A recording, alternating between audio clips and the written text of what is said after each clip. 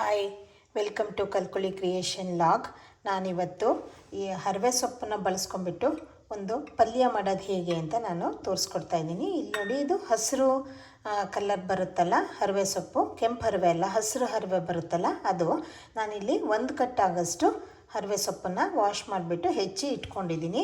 ಇಲ್ಲಿ ಒಂದು 5-6 ಎಸ್ಲು ಬೆಳ್ಳುಳ್ಳಿಯನ್ನು ಈ ರೀತಿ ಕ್ರಷ್ ಮಾಡಿ ಇಟ್ಕೊಂಡಿದ್ದೀನಿ. ನಂತರ 1 ಟೀ ಸ್ಪೂನ್ ಆಗಷ್ಟು ಸಾಸಿವೆ, ಹಾಗೆ 1 ಟೀ ಸ್ಪೂನ್ ಆಗಷ್ಟು ಕಡಲೆಬೇಳೆ, ನಂತರ ಒಂದು ಚಿಕ್ಕ ಸೈಜಿಂದು ನೀರುಳ್ಳಿಯನ್ನು ಈ ರೀತಿ ಹೆಚ್ಚಿ ಇಟ್ಕೊಂಡಿದ್ದೀನಿ.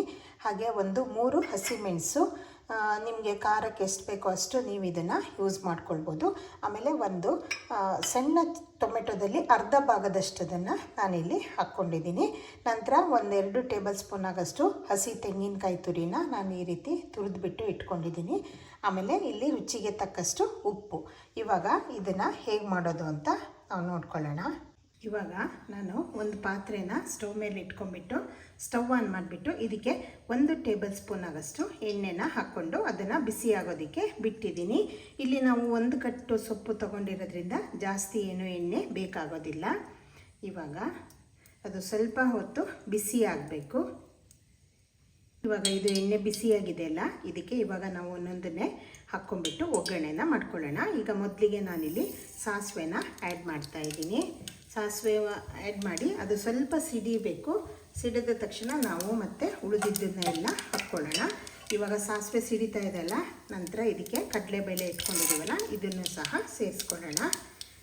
ಕಡಲೆಬೇಳೆ ಹಾಕಿಬಿಟ್ಟು 1 ನಿಮಿಷ ಇದೊಂಚೂರು ಫ್ರೈ ಆಗೋಷ್ಟು ನಾವು ಇದನ್ನು ಬಿಡಬೇಕು. ಸ್ವಲ್ಪ ಹೊತ್ತು ಇದನ್ನು ಫ್ರೈ ಮಾಡ್ಕೊಳ್ಳೋಣ. ಇವಾಗ ಕಡಲೆಬೇಳೆ ಹಾಕಿದ್ದೀವಲ್ಲ, ಇದು ಸ್ವಲ್ಪ ಕಲರ್ ಚೇಂಜ್ ಆಗಿದೆ. ಆವಾಗ ಇದಕ್ಕೆ ನಾವು ಏನು ಹೆಚ್ಚಿಟ್ಕೊಂಡಿದ್ದೀವಲ್ಲ ನೀರುಳ್ಳಿ, ಅದನ್ನು ಸೇರಿಸ್ಕೊಳ್ಳೋಣ. ನೀರುಳ್ಳಿ ಹಾಕಿಬಿಟ್ಟು ಮತ್ತೆ 1-2 ನಿಮಿಷ ಇದನ್ನು ಸ್ವಲ್ಪ ಹೊತ್ತು ಫ್ರೈ ಮಾಡೋಣ ಇದೇ ಆಯಿಲಲ್ಲಿ. ಇವಾಗ ನೀರುಳ್ಳಿ ಸ್ವಲ್ಪ ಹೊತ್ತು ಫ್ರೈ ಮಾಡಿದ್ದೀವಲ್ಲ, ನಂತರ ಇದಕ್ಕೆ ನಾವು ಹೆಚ್ಚಿಟ್ಟಿರುವ ಹಸಿಮೆಣಸನ್ನು ಸೇರಿಸ್ಕೊಳ್ಬೇಕು. ನಾನು ಹಸಿಮೆಣಸನ್ನು ಜಸ್ಟ್ ಈ ರೀತಿ 2 ಭಾಗ ಮಾಡಿಬಿಟ್ಟು ಮಧ್ಯದಲ್ಲಿ ಚೂರು ಸ್ಲಿಟ್ ಮಾಡಿ ಹಾಕ್ತಾಯಿದ್ದೀನಿ. ನೀವು ಪೀಸ್ ಮಾಡಿ ಹಾಕಿಬಿಟ್ರೆ ಅದು ಸೊಪ್ಪಿನ ಜೊತೆಗೆ ಗೊತ್ತಾಗದೇ ಇದ್ದರೆ ತಿಂದಾಗ ಖಾರ ಆಗುತ್ತೆ. ಅದಕ್ಕೆ ಇದು ಎತ್ತಿಟ್ಕೊಳ್ಳೋದಕ್ಕೆ ಸುಲಭ ಆಗುತ್ತೆ ಅಂತ ಹೇಳ್ಬಿಟ್ಟು ನಾನು ಹಸಿಮೆಣಸನ್ನು ಜಸ್ಟ್ 2 ಸ್ಲಿಟ್ ಮಾಡಿ ಹಾಕ್ತಾಯಿದ್ದೀನಿ ನಾನು. ನೀವು ಇದನ್ನು ಖಾರಕ್ಕೆ ಎಷ್ಟು ಬೇಕೋ ಅಷ್ಟು ನೀವು ಹಾಕ್ಕೊಳ್ಬೋದು ಹಸಿಮೆಣಸು. ಇವಾಗ ಹಸಿಮೆಣಸು 2 ನಿಮಿಷ ಫ್ರೈ ಆಗಿದೆ ಅಲ್ಲ, ನಂತರ ನಾವು ಇದು ಕ್ರಷ್ ಮಾಡಿ ಇಟ್ಕೊಂಡಿರೋ ಬೆಳ್ಳುಳ್ಳಿಯನ್ನು ಸಹ ಇದಕ್ಕೆ ಸೇರಿಸ್ಕೊಳ್ಳೋಣ. ಬೆಳ್ಳುಳ್ಳಿ ನೀವು ಜಾಸ್ತಿ ಹಾಕ್ಕೊಂಡ್ರೆ ಇನ್ನೂ ಫ್ಲೇವರು ಹಾಗೂ ಟೇಸ್ಟು ಎರಡೂ ಚೆನ್ನಾಗಿರುತ್ತೆ. ಸ್ವಲ್ಪ ಬೆಳ್ಳುಳ್ಳಿನ ಕ್ರಷ್ ಮಾಡಿ ಹಾಕ್ಕೊಳ್ಳಿ, ಫೈನ್ ಪೇಸ್ಟು ಏನು ಹಾಕೋದು ಬೇಕಾಗಲ್ಲ. ಇವಾಗ ಇದು ಮತ್ತೆ ಫ್ರೈ ಮಾಡ್ಕೊಳ್ಳೋಣ. ಚೆನ್ನಾಗಿ ಇದು ಎಣ್ಣೆಯಲ್ಲಿ ಫ್ರೈ ಆಗಬೇಕು. ಇವಾಗ ಬೆಳ್ಳುಳ್ಳಿ ಹಾಕಿಬಿಟ್ಟು ಫ್ರೈ ಆಗಿದೆ ಅಲ್ಲ, ಇವಾಗ ನಾವು ಇದಕ್ಕೆ ಈ ಟೊಮೆಟೊ ಏನು ಹೆಚ್ಚಿಟ್ಕೊಂಡಿದ್ದೀವಿ ಇದನ್ನು ಸೇರಿಸ್ಕೊಳ್ಳೋಣ. ಇವಾಗ ಎಲ್ಲ ಇದನ್ನು ಹಾಕ್ಕೊಂಡಾಗಿದೆ ಅಲ್ಲ, ಈಗ ನಾವು ಇದನ್ನು ಚೆನ್ನಾಗಿ ಮತ್ತೊಂದು ಸರಿ ಮಿಕ್ಸ್ ಮಾಡಿಬಿಟ್ಟು ಇದನ್ನು 1-2 ನಿಮಿಷ ಚೆನ್ನಾಗಿ ಇದು ಬೇಯೋದಕ್ಕೆ ಬಿಡಬೇಕಾಗುತ್ತೆ. ಲಿಡ್ ಕವರ್ ಮಾಡಿಬಿಟ್ಟು ಒಂದು ಸ್ವಲ್ಪ ಹೊತ್ತು ಬೇಯೋದಕ್ಕೆ ಬಿಡಬೇಕು. ಇವಾಗ ನೋಡಿ, ಇದು ಸ್ವಲ್ಪ ಹೊತ್ತು ಫ್ರೈ ಆಗಿದೆ ಅಲ್ಲ, ಈಗ ಕಲ್ಲರು ಸ್ವಲ್ಪ ಬ್ರೌನಿಷ್ ಥರ ಆಗ್ತಾಯಿದೆ.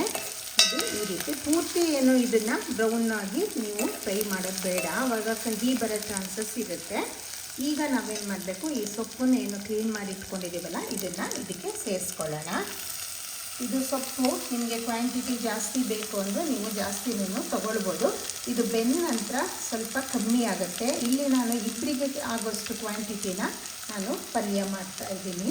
ಇವಾಗ ಇದನ್ನು ಮಿಕ್ಸ್ ಮಾಡ್ಕೊಳ್ಬೇಕು. ಈಗ ನಾವು ಸೊಪ್ಪು ಹಾಕಿ ಮಿಕ್ಸ್ ಮಾಡೋದಕ್ಕಿಂತ ಮೊದಲೇನೆ ಒಂದು ಅರ್ಧ ಟೀ ಸ್ಪೂನ್ ಆಗೋಷ್ಟು ಉಪ್ಪನ್ನು ನಾವು ಇದಕ್ಕೆ ಸೇರಿಸ್ಕೊಳ್ಳೋಣ.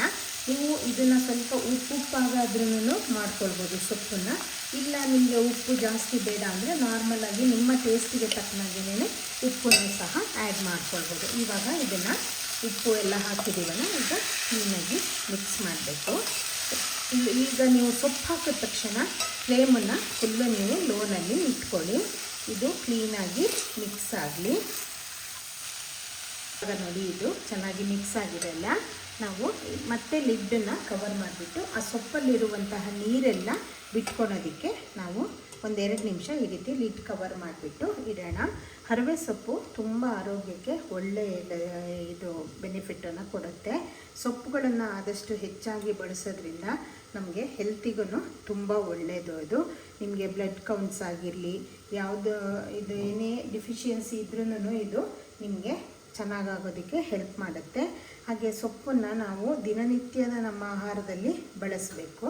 ಈ ಸೊಪ್ಪನ್ನು ನೀವು ಅಕ್ಕಿ ರೊಟ್ಟಿ ಅಥವಾ ಚಪಾತಿ ಜೊತೆಗೂ ಯೂಸ್ ಮಾಡ್ಬೋದು. ಇಲ್ಲಾಂದರೆ ಒಂದು ರಸಮ್ ಇದ್ದರೆ ಅನ್ನದ ಜೊತೆಗೂ ಇದು ಚೆನ್ನಾಗಿ ಒಂದು ಕಾಂಬಿನೇಷನ್ ಆಗುತ್ತೆ.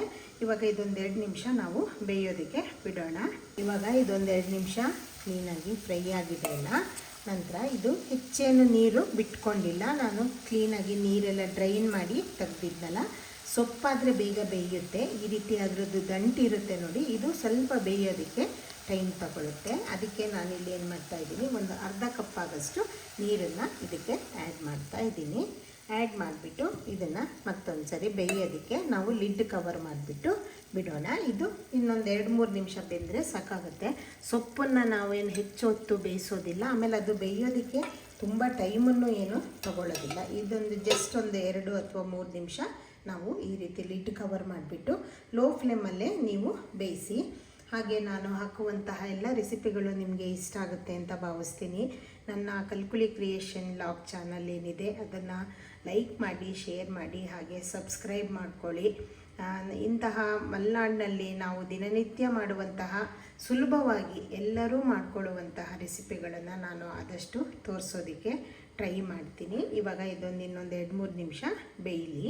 ಇವಾಗ ಮಧ್ಯದಲ್ಲಿ ಮತ್ತೊಂದು ಸರಿ ನೀವು ಲಿಡ್ ಓಪನ್ ಮಾಡಿಬಿಟ್ಟು ಇದರಲ್ಲಿ ಉಪ್ಪು ಮತ್ತು ಖಾರ ಎಲ್ಲದೂ ನಿಮ್ಮ ಟೇಸ್ಟಿಗೆ ತಕ್ಕಂಗೆ ನೀವು ಅಡ್ಜಸ್ಟ್ ಮಾಡ್ಕೊಳ್ಳಿ. ಉಪ್ಪು ಬೇಕು ಅಂದರೆ ನೀವು ಆ್ಯಡ್ ಮಾಡ್ಕೊಳ್ಬೋದು.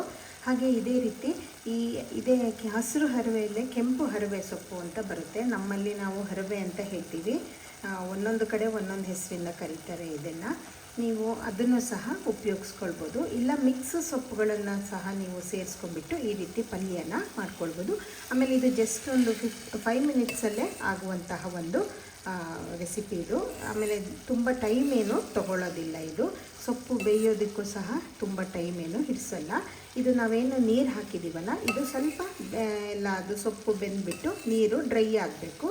ನೀವೊಂದು 2 ಮಿನಿಟ್ಸ್ ಕುಕ್ ಆದ ತಕ್ಷಣ ಇದು ಲಿಡ್ ಓಪನ್ ಮಾಡಿದ್ರೆ ಇದು ನೀರು ಆಟೋಮೆಟಿಕ್ಕಾಗಿ ಇದು ಬೇಯ್ತಾ ಡ್ರೈ ಆಗ್ತಾ ಬರುತ್ತೆ. ಇದು ಇನ್ನೊಂದು 2 ನಿಮಿಷ ಈ ರೀತಿ ಬೇಯಲಿ. ಇವಾಗ ಇದು ಸೊಪ್ಪೆಲ್ಲ ಚೆನ್ನಾಗಿ ಬೆಂದುಬಿಟ್ಟು ನೀರೆಲ್ಲ ಡ್ರೈ ಆಗಿದೆ. ಇವಾಗ ಇದನ್ನು ತುಂಬ ಹೊತ್ತು ಓವರ್ ಕುಕ್ಕು ಸಹ ಮಾಡೋದು ಬೇಡ, ಯಾಕಂದರೆ ಸೊಪ್ಪು ಬೇಗನೆ ಬೆಂದು ಹೋಗುತ್ತೆ. ಈಗ ನಾವು ಇದಕ್ಕೆ ತುರಿದಿಟ್ಕೊಂಡಿರುವಂತಹ ಹಸಿ ತೆಂಗಿನಕಾಯಿ ತುರಿನ ಆ್ಯಡ್ ಮಾಡ್ತಾ ಇದ್ದೀನಿ. ಆ್ಯಡ್ ಮಾಡಿಬಿಟ್ಟು ಮತ್ತೊಂದು 2 ನಿಮಿಷ ಇದನ್ನು ಬೇಯೋದಕ್ಕೆ ಬಿಡಬೇಕು. ಇದು ಚೆನ್ನಾಗಿ ಮಿಕ್ಸ್ ಮಾಡಿ ಈ ರೀತಿ ಇದನ್ನು ಮಿಕ್ಸ್ ಮಾಡಿಬಿಟ್ಟು ಮತ್ತೆ 1-2 ನಿಮಿಷ ನೀವು ಲಿಡ್ ಕವರ್ ಮಾಡಿಬಿಟ್ಟು ಇದನ್ನು ಸ್ವಲ್ಪ ಈ ಕಾಯಿದೆಲ್ಲ ಹಸಿ ಎಲ್ಲ ಹೋಗೋಷ್ಟು ನೀವು ಇದನ್ನು ಬಿಡಬೇಕಾಗುತ್ತೆ. ಇಲ್ಲ ಅಂದರೆ ಬಿಸಿ ಇದಕ್ಕೆ ಹಸಿ ತೆಂಗಿನಕಾಯಿ ತುರಿ ಹಾಕಿದ ತಕ್ಷಣ ಅದು ಹಾಳಾಗೋ ಚಾನ್ಸಸ್ ಇರುತ್ತಲ್ಲ. ಸೊ ಇದನ್ನು ನಾವು ಮತ್ತೆ 1 ನಿಮಿಷ ಲಿಡ್ ಕವರ್ ಮಾಡಿಬಿಟ್ಟು ಹೀಗೆ ಕುಕ್ ಆಗೋದಕ್ಕೆ ಬಿಡೋಣ. ಈಗ ನೋಡಿ, ಹಸಿ ತೆಂಗಿನಕಾಯಿ ತುರಿ ಹಾಕಿದ ನಂತರ ನಾವು ಇದನ್ನು ಮತ್ತೆ 1 ನಿಮಿಷದಷ್ಟು ಲಿಡ್ ಕವರ್ ಮಾಡಿ ಇಟ್ಟಿದ್ವಲ್ಲ, ಇದೀಗ ಕುಕ್ ಆಗಿದೆ. ಇದನ್ನು ನಾವು ಇವಾಗ ಸ್ಟವ್ ಆಫ್ ಮಾಡ್ಕೊಳ್ಬೇಕು. ಸ್ಟವ್ ಆಫ್ ಮಾಡ್ಕೊಂಡ ನಂತರ ಇದಕ್ಕೆ ನಾನು ಇಲ್ಲೊಂದು 1 ಟೀ ಸ್ಪೂನ್ ಆಗೋಷ್ಟು ನಿಂಬೆ ರಸನ ನಾವು ಇದಕ್ಕೆ ಸೇರಿಸ್ಕೊಳ್ಬೇಕು. ಯಾವುದೇ ಸೊಪ್ಪಿರಲಿ ಅದಕ್ಕೆ ನಿಂಬೆಹಣ್ಣಿನ ರಸ ಬಿದ್ದಾಗ ಮಾತ್ರ ನಿಮಗೆ ಅದರಲ್ಲಿರುವಂತಹ ಐರನ್ ಕಂಟೆಂಟು ನಮ್ಮ ಬಾಡಿಗೆ ಹೋಗೋದಕ್ಕೆ ಈಸಿ ಆಗುತ್ತೆ. ವಿಟಮಿನ್ ಸಿಗೆ ಯಾವಾಗಲೂ ನಿಮಗೆ ಐರನ್ ಕಂಟೆಂಟು ಅಬ್ಸರ್ವ್ ಮಾಡ್ಕೊಳ್ಳೋಕ್ಕೆ ಹೆಲ್ಪ್ ಮಾಡುವಂತಹ ಒಂದು ಕ್ವಾಲಿಟಿ ಇರುತ್ತೆ. ಸೊ ಹಾಗಾಗಿ ನೀವು ಇದಕ್ಕೆ 1 ಟೀ ಸ್ಪೂನ್ ಆಗೋಷ್ಟು ನಿಂಬೆ ರಸನ ಇದಕ್ಕೆ ಆ್ಯಡ್ ಮಾಡ್ಕೊಳ್ಬೇಕು. ಅದು ನೀವು ಸ್ಟವ್ ಎಲ್ಲ ಆಫ್ ಮಾಡಾದ ತಕ್ಷಣವೇ ನೀವು ಆ್ಯಡ್ ಮಾಡಬೇಕು. ಮುಂಚೆನೇ ಆ್ಯಡ್ ಮಾಡಿಬಿಟ್ಟು ಇದನ್ನು ನೀವು ಮಿಕ್ಸ್ ಮಾಡಬಾರ್ದು. ಬಿಸಿ ಇರುವಾಗಲೇ ಸ್ಟವ್ ನೀವು ಮತ್ತೆ ಇದು ಮಾಡಿಬಿಟ್ರೆ ವಿಟಮಿನ್ ಸಿ ಇದು ಕ್ವಾಲಿಟೀಸ್ ಎಲ್ಲ ಹೋಗಿಬಿಡುತ್ತೆ. ಸೊ ಇವಾಗ ನಾವು ಸ್ಟವ್ ಆಫ್ ಮಾಡ್ಕೊಂಡ ನಂತರ ನಿಂಬೆಹಣ್ಣನ್ನು ಸೇರಿಸಿದ್ದೀವಲ್ಲ, ಇವಾಗ ಇದು ಆಗಿದೆ. ಇದನ್ನು ನೀವು ಬಿಸಿ ಬಿಸಿ ಅನ್ನದ ಜೊತೆಗೆ ನೀವು ಊಟಕ್ಕೆ ಉಪಯೋಗಿಸ್ಕೊಳ್ಬೋದು. ಹಾಗೆ ಚಪಾತಿ ಜೊತೆ, ಅಕ್ಕಿ ರೊಟ್ಟಿ ಇರಲಿ, ಯಾವುದ್ರ ಜೊತೆಗಾದ್ರೂ ಇದು ಒಂದು ಚೆಂದ ಟೇಸ್ಟ್ ಕೊಡ್ತದೆ. ಇದನ್ನು ಎಲ್ಲರೂ ಟ್ರೈ ಮಾಡಿಬಿಟ್ಟು ಹೇಗೆ ಅನ್ನಿಸ್ತು ಅಂತ ನನಗೆ ಕಮೆಂಟ್ ಮಾಡಿ. Thank you.